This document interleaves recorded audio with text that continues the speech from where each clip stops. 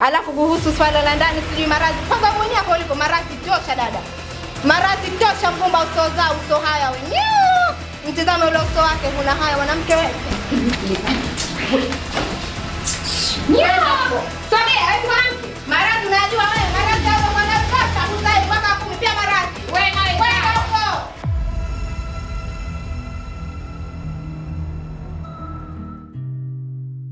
Kuna majeraha hayaonekani machoni. Kuna ndoa zinatabasamu nje, lakini zinaumia ndani. Hii ni hadithi ya mapenzi, subira na maamuzi magumu, fimbo ya ndoa.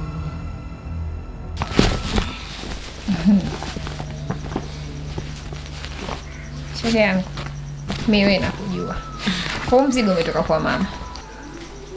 Na ninapokujua wewe humu. Tatizo ndugu yangu ya mapenzi hayo. Yaani toke huko na kitu chako uniletee mimi. Haya vipi? Mheshimiwa yupo? Shemeji yako yupo, lakini sasa hivi katoka tangia kutoka asubuhi hajarudi. Katika kupita pita zangu huko nasikia kwa mume kawapungiza mke wa pili. Na wewe mke wa pili yenyewe ni shoga yako Aisha. Vipi bibi wewe? Wewe nao hivyo ulivyonianzia shoga yangu mimi nilijua umekuja na umbea. Ndogo hili. Kodo umekuja na hilo. Shoga yangu katika pita zangu nimesikia. Kwa nshaka hapo masikio yatasimama hivi. Haya, kweli kaoa na kamoa Aisha. Aisha sana mjua? Namjua. Mtu alomuoa. Haya. Na jingine umetoka hapa kwako Mungu mosi Mungu pili umeanza kuaisha umemlilia machozi furu.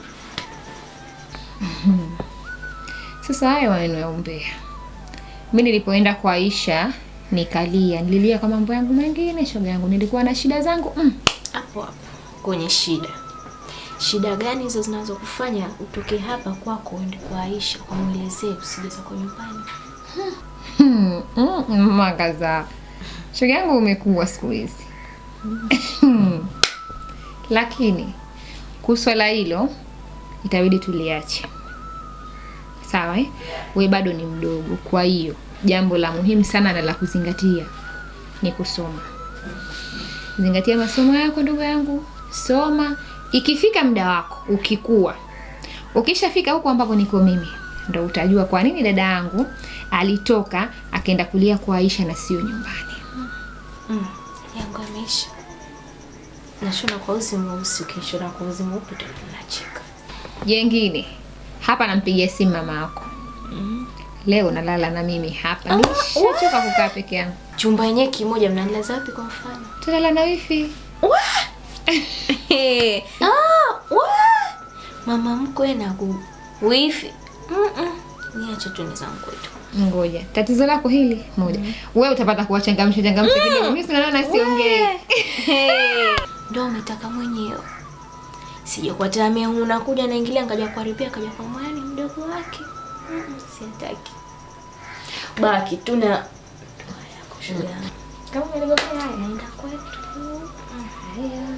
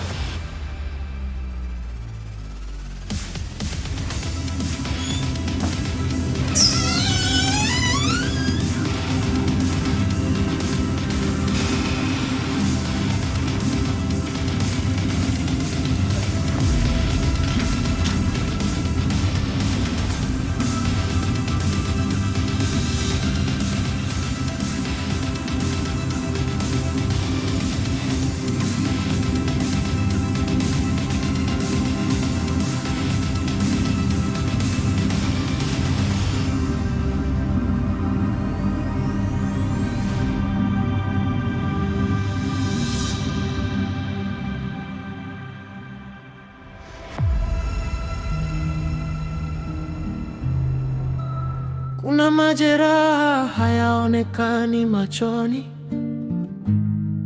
kuna ndoa zina tabasamu nje, lakini zinaumia ndani. Hii ni hadithi ya mapenzi, subira na maamuzi magumu, fimbo ya ndoa. Vipi mke wangu? Na umenipigia simu na katika simu inaonekana upo sawa na mazingira yaliokuwepo ndo kabisa? Kwanza samahani kwa kutoa kazini, maana najua saizi hujamaliza kazi.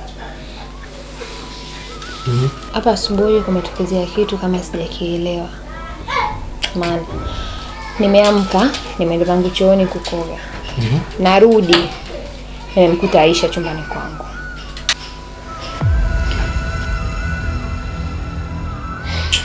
Mwanamke anatafuta nini ndani? Hilo swali mimi ndo nilikuwa najiuliza kila wakati, mpaka nikakosa majibu tu, nikaona nikupigie simu uje. Sijui alikuwa anatafuta nini, maana muonekano ambao nimemuona nao ni kwamba ni kama kuna kitu alikuwa anatafuta.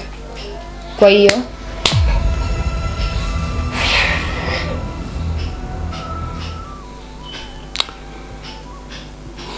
Aisha.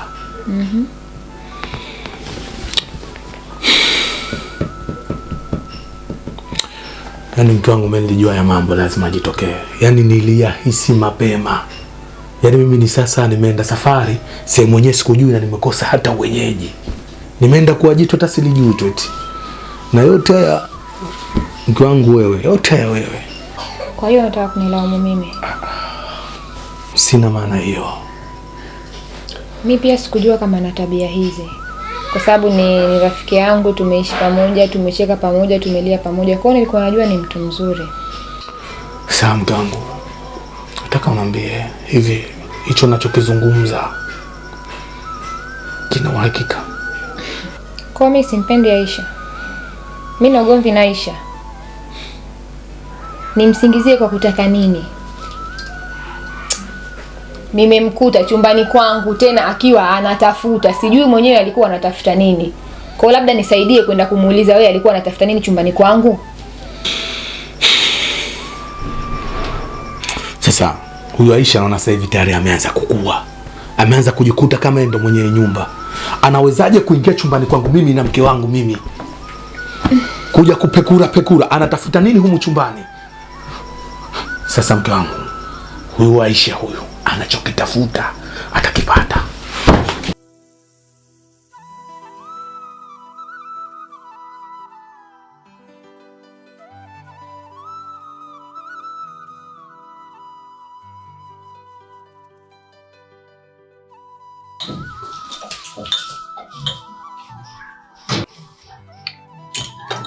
Aisha,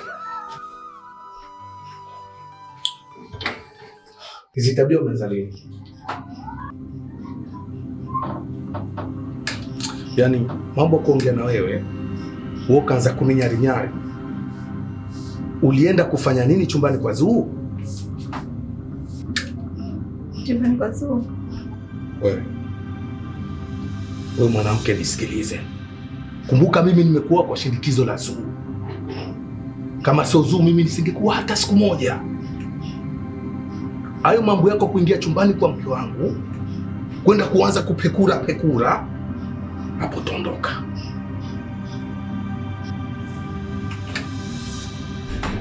Nimesema chumbani kwanza.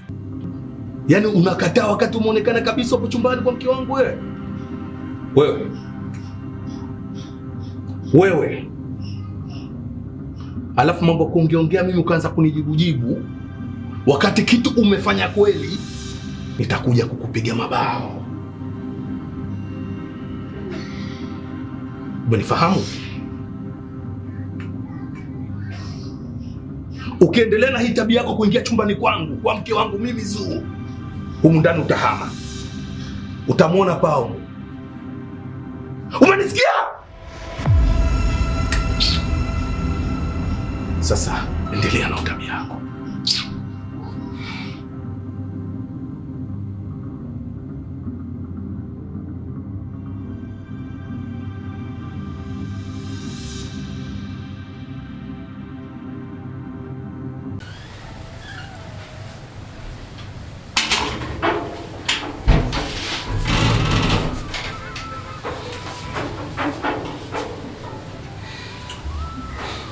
Batuli.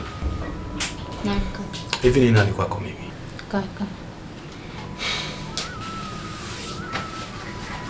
Mimi ni kakako, si ndio?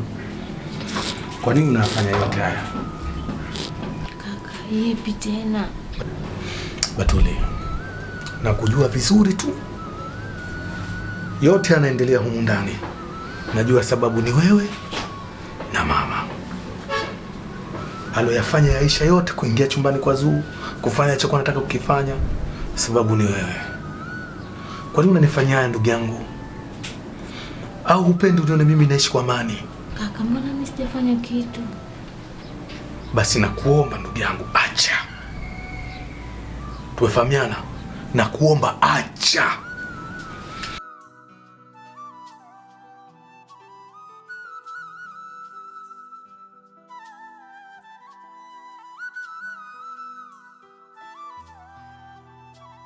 Asia. Fresh za siku nyingi. Nzuri. Mbona huonekani?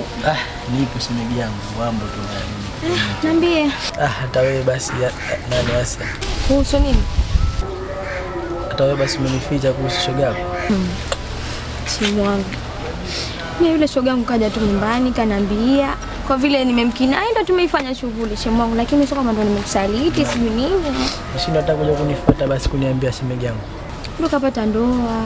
Wewe hujamuoa. Siku zote hizo kapata ndoa, sasa hivi kastirika. Basi na wewe ndio nilokuamini, yaani wewe ndio shemeji yangu wa mwisho ambaye nimekuamini, basi na wewe umeamua kunifanyia hivi. Na unajua mimi jinsi gani ninavyompenda yule mwanamke. Lakini kuna kitu kimoja nataka nikuombe. Niambie. Mimi naomba unitutanishe na Aisha. Mimi naogopa. Naogopa yule shoga yangu ni mharibia ndoa yake kweli. Japo ufanye trick yoyote ili mradi nionane naye shemeji yangu. Kwa sababu unajua mimi jinsi ninavyompenda na swala la kuachana mimi na yeye sidhani ile jambo japo kwa na Mungu. Basi sawa. Nitaangalia. Alafu nini? Nitakukoa. Basi haya simu, lakini naomba usisahau shemeji yangu. Poa, usijali. Basi haya, kwa hiyo mimi. Haya poa. Majeraha hayaonekani machoni. Kuna ndoa zinatabasamu nje, lakini zinaumia ndani. Karibu shoga. Asante. Yaani nilivyokuta simu yako tu nikajua yaani huyu sijui hata huyu gani. Na ndio maana nikakuita hapa. Sasa nikwambie. Leo wakati nilipo kwenye peleka zangu kwa asubuhi nachota maji. Sababu sipata namba Dula. Bwana Dula yangu mie. Wewe shemeji. Shoga yangu kani lalamikia wewe. Maana kishoga kwa kawaida hujaniambia. Sije. Nikamwambia nisikilize bwana wewe. Siku zote hizo mngana shoga yangu unapenda kama hujamuoa. Maana yake akasema maneno yake pale. Na mwisho kanambia nakuomba shemu wangu. Nitafutie nafasi nataka kuonana na Aisha. Aya sawa. Mimi nitajitahidi ni mwalimu wangu anipe ruhusa. Nataka mmoja nipe ruhusa. Nikishamwambia mama na wifi tu mimi natoka. Najua mama mimi na mama tuko hivi. Wifi hivi sina kosa hata kidogo. Mimi nitaenda tu. Hana shoga yangu nakwambia. Yaani leo kilichonikuta kwa huyo mume. Hamsina shoga yangu. Nimeenda chumbani kwa Zuu. Na wewe unapenda kuyatafuta. Sasa umeenda kufanya nini tena kwa mzee? Yaani nimeenda chumbani kwa Zuu mwenyewe na pekura. Sanga Zuu asinifumanie. Uso mbaya. Shoga tafuta nini? Wewe acha shoga yangu. Nikatoka bibi yule akaniponya shuu. Nikatoka zangu. Nikatoka nikaja zangu ukumbini. Ngapi? Nimeenda zangu ukumbini shoga yangu maliza kupanga goma. Bwana huyo kaja nakwambia na matempa. We. Nikakao. Yanipiga lakini wewe. Yaani namwambia, ananiambia pale ananigomba. Kumtazama shoga yangu. Yaani nikushtuka, yaani bado kidogo, yaani shoga yangu utanitoambia kidogo. Na ndo alivyovimba huko. Shoga yangu utakutana naye tu yule. Basi sawa shoga yangu. Karibu taarifa. Karibu shoga yangu. Achane zangu. Sio kakutana naye shoga hapo, maana leo wamo kanifuma chumbani.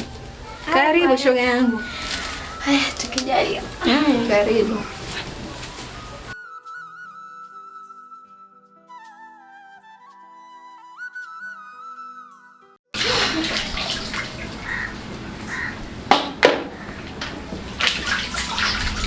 Ovyo mtuzinga.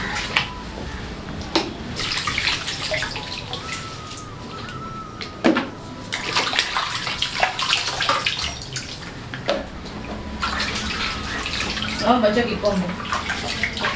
Unaona nguo kulipia maji. Ndio mama yako ndio kuja kachoe. Muone vile mwanamke una haya wewe. Uzai kazi kutumwagia maji tu. Na hiyo ndio itakuwa kazi yako, kukosha vyombo na kufua. Kifaa kimo ndani ya mwaka mmoja tunakitoa wawili. Sasa wewe jishaue, tunayo maji hapa. Njoo kuonesha nalipia maji na nunua kikombe nani? Mjinga mmoja wewe.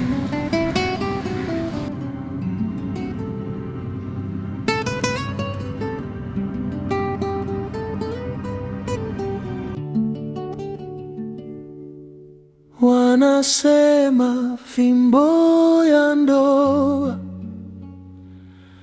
ni uvumilivu wa moyo,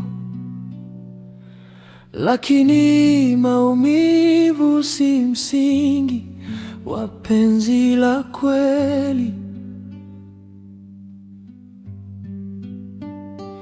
Nililia kimya, nikaficha kila jeraha.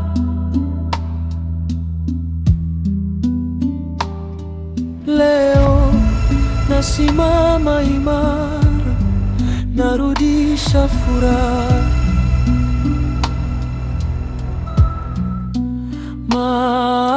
Mapenzi ni heshima, si vitisho wala hofu.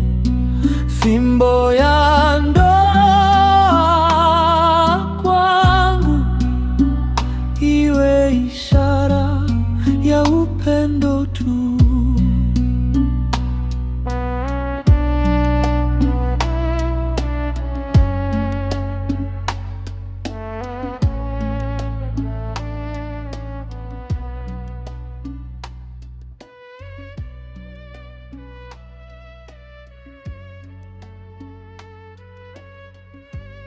Karibu shemeji, kwema lakini.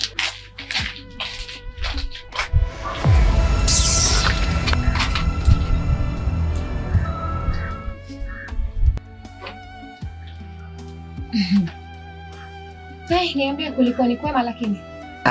Vipi kwanza? Brother yupo ndani? Hayupo, katoka. Kanaambia kenda kupeleka mzigo kwa mteja wake. Maana nimeshachoka kumpigia simu kwa kweli. Maana kila nikimpigia simu hapatikani. Labda network, pengine simu imezima chaji. Basi sawa shemeji, mimi naomba kuache basi. Asubiri kwanza. Hebu niambie kuna kitu gani kati yako wewe na Aisha? Hamna kitu wala shemeji. Usinidanganye. Hakuna kitu ambacho utaniambia kuhusu Aisha alafu mimi nisikijue. Aisha namjua kama ninavyomjua mdogo wangu. Hebu niambie kuna kitu gani? Haya. Shemeji kuna kitu. Ila naomba niahidi. Tutamwambia mtu kitu. Haya sawa. Sitamwambia mtu, niambie. Aisha nimemkuta na mwanamume. Tena mazingira ambayo sio rafiki.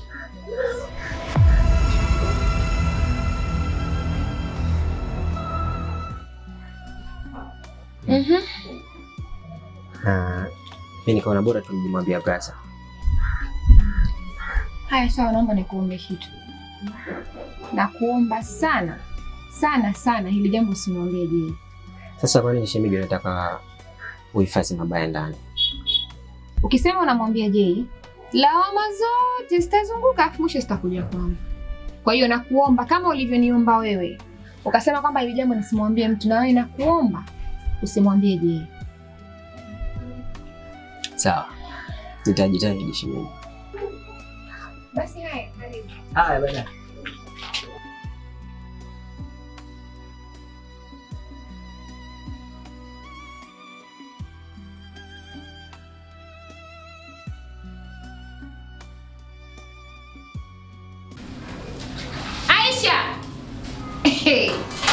Najua morali unanisikia. Naomba utoke, usije kunifanya nikaingia chumbani kwako kama ulivyoingia kwangu. Na hesabu mpaka 3. Wallahi naingia. 1. Aisha toka. 2. Hivi mwanamke hujafunzwa? Eti au ndio ulivyofunzwa na wazee wako hivyo? Mwanamke kila siku kiguna njia. Mwanamke wewe kila wakati. Leo kwa mwanamume huyu, kesho kwa mwanaume huyu. Hivi kukutafutia mwanamume ndugu yangu, ukae ustirike mwanamke mwenzangu imekuwa shida? Ah? Ushamaliza? Nimeweka kituo. Hivi mimi nishai kukufuata nikakwambia Zuu, nahitaji ndoa, nahitaji mume aje ndoa, nishai kukufuata? Nishai kukufuata hata unaotoka huko unakuja kunipandishia mimi sauti mimi wanao? Kama mwanamke kweli hasa ulokamilika si ungeza? Unonifuata mimi hapa unonigoma zenyewe. Nilikutuma na shida ndoa mimi. Nilikwambia na shida ndoa? Nilikwambia mume mimi aje nioe. Si ugomba wako mwenyewe miaka 10 mwanamke miaka 10. Hujazaa. Mwanamke huna haya wewe alafu lo mshirikina mkubwa haya huna mwanamke fisadi wewe. Sasa nisikilize. Nina mwaka wa 10 kwenye ndoa. Sijazaa lakini sijawahi kutoka nje ya ndoa yangu. Nikatafuta mwanamume mwingine tena kukaa naye kichochoroni. Usitafute loji mwanamke huna haya wewe. Majumba tele ya kwenda kukaa na mtu kakae na mtu barabarani. Unajifaharisha unaonesha nini kwa watu? Bi harusi yule na mke fulani unaonesha nini kwa watu shoga yangu? Sasa usichokijua utachagua haya moja kati ya mawili. Kubaki na mume wetu ukae ndani utulie. Ama achika rudi kwa mwanaume wako. Eti niachike mimi? Mimi niachike sitoke huko ndani na alafu sikia. Huyo mwanamume wangu ambaye wewe shemege yako alokutetea ufisadi hapa. Siachani naye. Halafu eti niachane naye. Sijui niacho. Siachani naye. Wewe mkamwangalie kwanza kana mume muangalie vizuri. Halafu nikuoneshe bwana wangu. Walinganishe wapi anaendana. Halafu kuhusu swala la ndani sijui maradhi. Kwanza mwenyewe hapo ulipo maradhi tosha dada. Maradhi tosha mgumba usozaa uso haya wenyewe. Mtizame ule uso wake huna haya mwanamke wewe. Nyao! Sogea, wewe mwanamke. Maradhi unajua wewe, maradhi hayo kwa nayo tosha uzai mwaka 10 pia maradhi. Wewe nawe zaa. Huko. Wewe zaa. Twende hebu njoo useme huko nje. Eti mume wangu utoka kwa nini ndo unanioa? Njoo useme huko nje. Sitaki na kudanga tadanga vizuri. Hebu njoo. Shenzi mmoja wewe.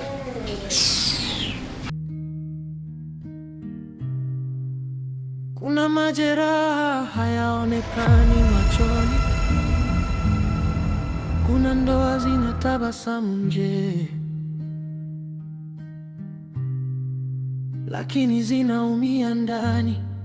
Hii ni hadithi ya mapenzi, subira na maamuzi magumu, fimbo ya ndoa.